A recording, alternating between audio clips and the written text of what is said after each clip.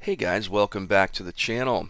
Today is August 22nd, 2020, and this is the Flight Sim News. So it's been a really good week for flight simulation enthusiasts. On Monday, we saw the release of the 4.009 update for the Aisle2 Sale Great Battles series. The previous week, I believe, was Team Fusion Simulation's Desert Wings Tobruk. And Tuesday was the comeback of Microsoft's Flight Simulator. And then Wednesday, we saw the release of the Syria Map for DCS World from Ugra Media and Eagle Dynamics. So it's been a fantastic week for flight simulation enthusiasts. It really has. There's finally a bunch of new content to dig into and to enjoy. First up is the weekend update from Eagle Dynamics. And here they talk about the Open Beta 2.5.6 and the changelog that includes a ton of various fixes, improvements, etc. I'm not even going to try to read it, but the three significant things were the Syria Map was added, the Raven One Campaign by Baltic Dragon is out now, and the Mi8 MTV2 Crew Part 1 campaign by Stone Sky is out and has been integrated into the open beta release as well. There's a ton of different things here, and the coolest ones were Heat Blur adding 11 quick start missions for the Syria Map, including supercarrier versions of some of those missions. They also added a quick start free flight mission for the Channel Map, which I thought was really cool too. And then there's updates for the Harrier, the MiG-19, the China Asset Pack, the JF-17, SA-342, C-101, P-47D, Spitfire, Focke-Wulf 190, A-8D9, and BF-109K4, P-51D, A-10C. Huge updates for the F-A-18C Hornet and the F-16C Viper. Very big updates on that front, and a lot of that has to do with the targeting pod. The Sabre, Flaming Cliffs ended up getting some canopy updates for various aircraft. Mi8, Huey, L39, Supercarrier, Channel Map, World War II Assets Pack, Voice Chat, and various campaigns. All of the fixes that I was talking about before, or changes that Greg from Reflected Simulations had talked about, have been made to the campaigns now, based on what this list says here. And they've also fixed or changed some of the missions around a little bit in Serpent's Head Campaign 2, Georgian War Campaign, Museum Relic Campaign, and the Argo Campaign. Now, with the Syria Map, there's a pretty long list of known issues, and I'm not going to read through these because it'll take too long, because I have a lot of news to talk about today. But the biggest one is the Fast Mission Creator is currently not functioning for the Syria Map. And the bummer is that the only content available for the Syria Map are the missions that Heat Blur had created to make sure they were in there. So the good thing is the number one developer, in my mind, for DCS World is the third-party Heat Blur, because the Tomcat is so fantastic.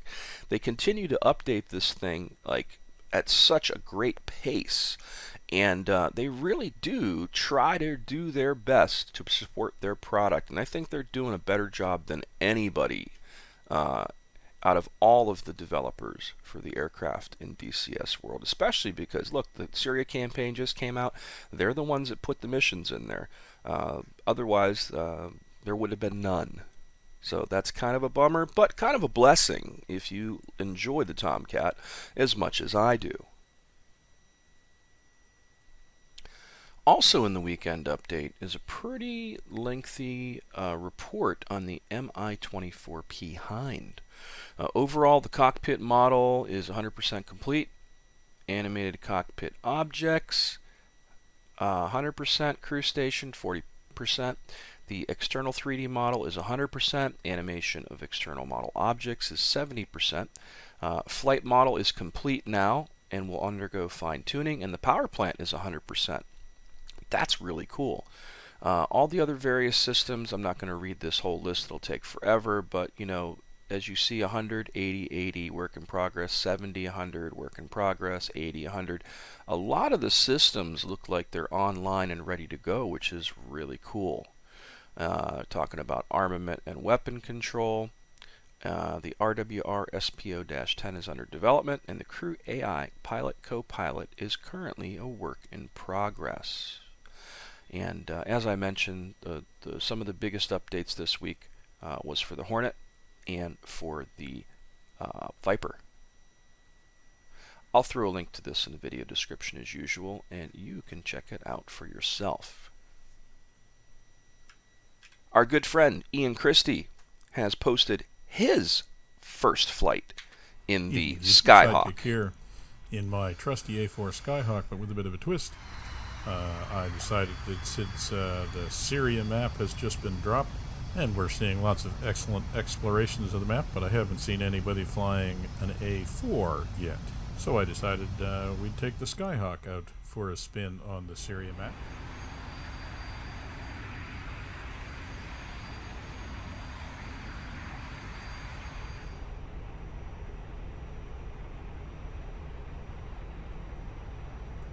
The video is about 23 minutes long, and as always, it's another enjoyable and entertaining video to watch from Iain over there. I'll throw a link to this in the video description as usual, so you can check it out for yourself. Alrighty, next up is a preview of the DCS Horrido Campaign by Reflected Simulations, and I believe this is the campaign for the Focke-Wulf 190. Is it A4? I always get this one confused. I know the D9, the Dora, because I own that one.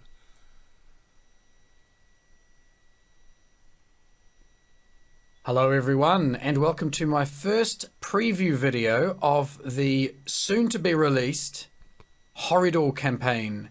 This campaign is for the DCS Focke-Wulf 190 A8, the Anton, and Aha, it's the A8. What did I say? A4? Anyways. This campaign has been built by Reflected Simulations. This is mission 01 of the campaign. There is a little pre-mission before this, which is a bit of a surprise, so I'm not going to show you what happens in that little pre-mission. We're going to be flying out to Calais. I'm going to try and jettison my drop tank.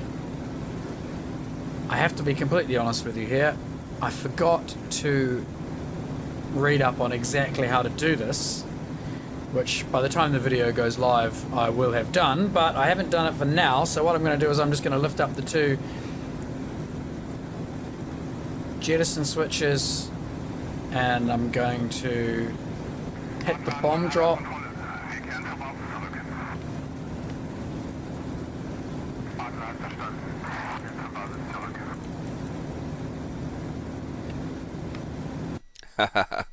I love this because I don't feel alone now. You know, it's nice to see that somebody is, you know, as well versed at the World War II aircraft like Phil doesn't even remember how to do something like that, because there's just so much to remember in DCS, man. Like, I think that's why most of my videos are just vanilla like they are. Like, I don't edit out mistakes usually, you know what I mean? Because, like, people are gonna fuck up. And there's so much to remember in DCS world. So it's nice to know that I'm not alone. And I've had a lot of viewers state as well that they love that, you know, my videos are that way as well, because, you know, you admit doing some wrong and it's not perfect, you know. We are all human beings. Just going through a bunch of bomb release options in the hope that that external tank has come away. These guys have still got these on, so it's possible my tank is not jettisoned. Okay, take that bomber out. Let's get out of here. Pretty sure that bomber's going to go in. He looked pretty sick. Flak's going up high now.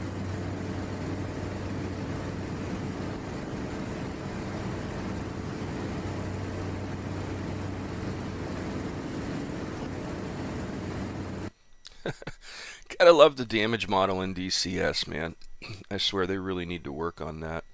You really can't tell half the time when you've actually damaged something enough to kill it or not. And they're still working on the damage model in DCS. But anyways, all of Greg's campaigns are fantastic and really realistically done. So definitely check this out when it comes out. I'm sure it's going to be just as good as all of his campaigns that he has right now, which are really immersive and just super fun to play. I'll throw a link to this in the video description as usual, and you can check it out for yourself. Alright, next up, TrueGrit Virtual Technologies posted just a real short video here, and it's basically detailing the cockpit in the Eurofighter 2000.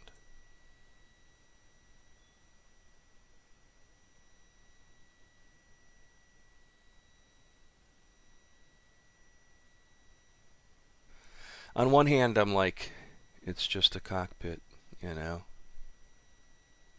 Thanks for sharing, but I want to see the plane.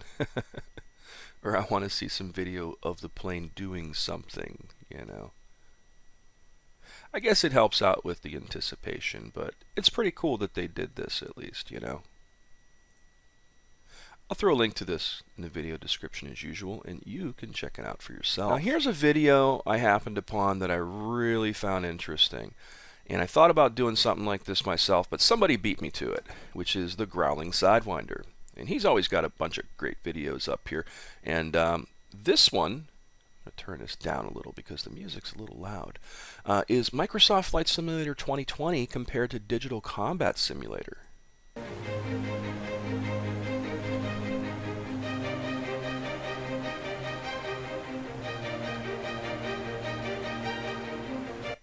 And it goes to show that in some areas, I don't think Flight Simulator actually looks better than DCS in some areas. It looks different.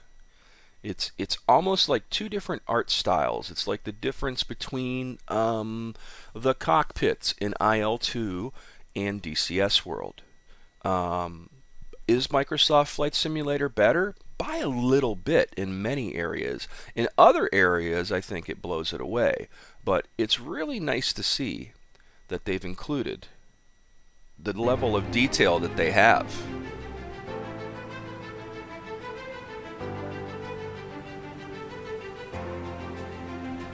So it really is more about the art style than anything, I think.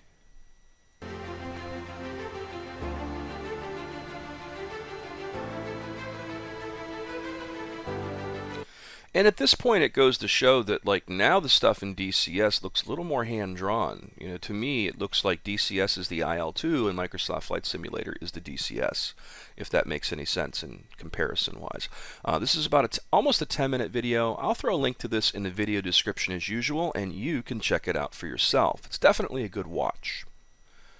Alright, guys, next up. The guys at Leatherneck, I guess, have realized there is an issue with the MiG-21 over the Syria map, and it goes on to say, just so you know, as of today, navigation in the MiG-21 over the Syria map is possible only with the in-game map. Watch and Mark 1 eyeballs. We have prepared a couple days before complete RSBN and ARC station lists for the 21 for Syria, as well as a few instant action missions. I'm working on 2 more, but they were submitted too late to make it into the update. Awesome sauce. So there are more missions coming for the Syria map, which is pretty cool. He's also got a link here. In the meantime, you are free to try the missions, so you can download these missions separately and give them a shot for yourself if you have the MiG-21. Very cool. I like that. I'll throw a link to this in the video description as usual, and you can check it out for yourself. Alright, next up, the Raven One Campaign has been released for the F-18 and the Super Carrier in DCS World. 5 months flying combat missions, long ones too, day and night in support of our troops. We'll also be doing training, practicing air-to-air and air-to-surface. We're here mainly for the guys on the ground, but we must stay proficient. Brigade tugs go to the brief get well point. East Group Block 360 for 80, 20,000, cold. Bandit, no factor. Trail Group Block 330 for 80, flanking East Bandit, night monitor. This looks absolutely amazing. The only thing I could say is I've seen a lot of people complain that the level of difficulty is so hard. I get it, because they really did do their best to make this the most realistic, modern campaign that's out there. And I even saw some comments from Greg at Reflected Simulations, who's been playing it as well. And he said he had a hard time. He wasn't complaining about the difficulty. He was just responding to what somebody else had said, that, you know, it's very difficult. And I suppose it is, from what they're saying, because if Greg had a hard time with it, and he loves realism, he packs that shit into every one of his campaigns, to the point that, you know, some of us have different play styles. Mine is a bit more relaxed. I don't want something super hard that I can't have fun. And I don't know how to do things, you know, completely realistically by the book like a military pilot, you know. I'm the guy that wants to jump in there. I want to fly from point A to point B. I want to drop bombs or shoot something down and then end the mission. That's me, you know what I mean? I'm used to the old school simulations, and I think that's a part of being older, you know, because back in the day you just hit escape when the mission was done and that was it, you know. These days it's a bit more involved for mission completion. You got to fly back to the, you know, the area, etc., etc. But from what I understand, it is very difficult, but at the same time, it is absolutely amazing. And you heard the voice there of Jello from the Fighter Pilot podcast. So this was put together in conjunction with the Fighter Pilot podcast, Kevin Miller, the guy that did the Raven One book, plus Baltic Dragon. And then again, they have, what, 2,200 lines of dialogue, they said. And again, it's supposed to be the most immersive experience for modern combat flight simulators. So I would highly recommend it based on that, but don't go into that thinking you're just going to, like, you know, go from point A to point B, kill a couple things and go home. It's going to be a lot more involved than that. And again, I'm not saying that's a bad thing. That's just not my play style, and that's why I didn't get it yet. I think I'm going to get it eventually because I want to dig in and give it a shot, but I have a feeling it's going to be a real rough ride for me. But again, it looks outstanding, and I'll throw a link to this in the video description as usual so you can check it out for yourself. In addition to the Raven One campaign this week, Stone Sky has released the Crew Part 1.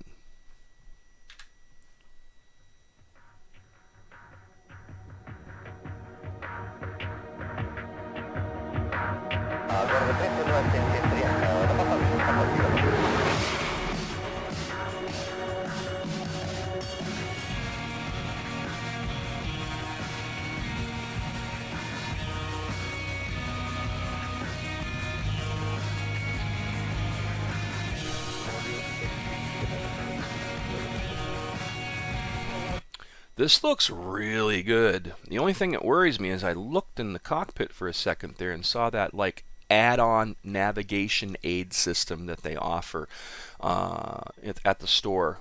I don't have that in my Mi8, so I don't know how well I would do. I'll have to look at the description in the store and see if it requires that module or not. But I've had this aircraft for a good while now, and I've really not even done much combat with it. It's just one of those ones that I know it's going to be a pretty steep learning curve, and I haven't dug into it deep enough yet. But I do enjoy flying it every time I jump in and fly it and do something with it. It's a fun helicopter to fly. I'll throw a link to this in the video description as usual so you can check it out for yourself. But this one is available now as well. And you can purchase this at the Eagle Dynamics store. There's a link right here to purchase it. So check it out. If you're into helicopters and you have the Mi8, it looks like a pretty awesome experience. All right, last up is the Syria Map by air from our good friend CasmoTV. Casmo, and welcome to Syria. Some sort of man-made, waterways zipping through the hills. Some nice roads. There's some really cool dams. I'll have to see if I can find one here. Again, I've just seen so much just kind of zipping around in the camera that you could probably play this map for weeks or months. Especially if you're a jet guy, you could be flying this thing around and never see some of this detail. It's really neat. Like this whole area here is just. He has a very valid point. That's what I've noticed so far flying around in the Syria map is there's so much. And I'm so jealous that he's flying the Kiowa. I really want to be flying the Kiowa. I can't wait for this to come out. I think this is going to be one of the most fun experiences in this chopper on this map. One of the things I found interesting on the map as I was kind of cruising around is the vegetation itself varies. So you'll get into some areas where you'll have these really big trees sticking out among the others, and it just kind of adds a lot of, you know, a lot of differences to the terrain. It makes it a little bit more believable than kind of what we're used to with all the trees are the exact same height.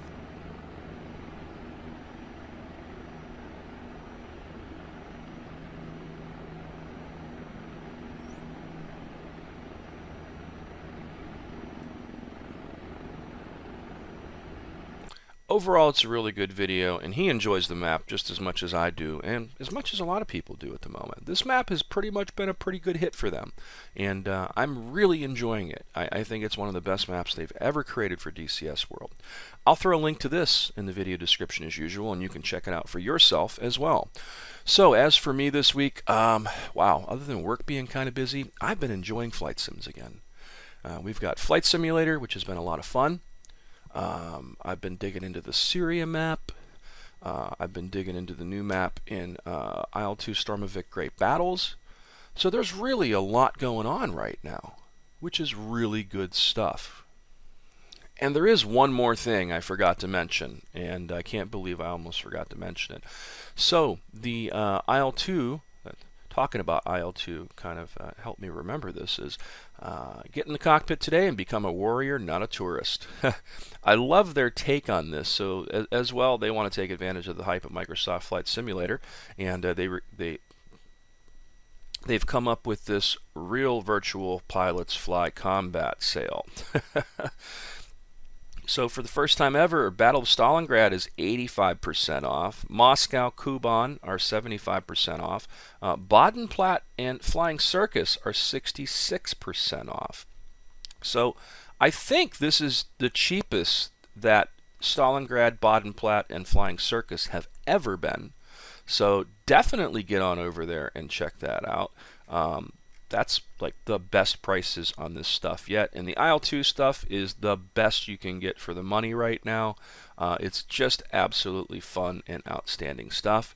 I'll throw a link to this in the video description as usual, so you can check it out for yourself. But getting back to what I was saying, it's a fantastic week right now if you're a flight sim enthusiast. There's so much to do. The Syria map, I believe it's still on sale for like 30% off, which isn't too bad. I think it was like 35 bucks. Flight Simulator you can get right now if you get the Game Pass, the Microsoft Game Pass on the PC for $1 for the month to see if you like it. And the Aisle2 stuff is cheaper than ever before. So not only is it a great time to enjoy the new stuff that's out there, you can enjoy all the new stuff that's out there for super cheap. It's never been cheaper to get your hands on some new stuff for flight sims, man, which is freaking awesome. So I'm going to leave it at that, guys. As always, thanks so much for watching. Please subscribe to the channel. Feel free to hit that like button. And until next time, guys.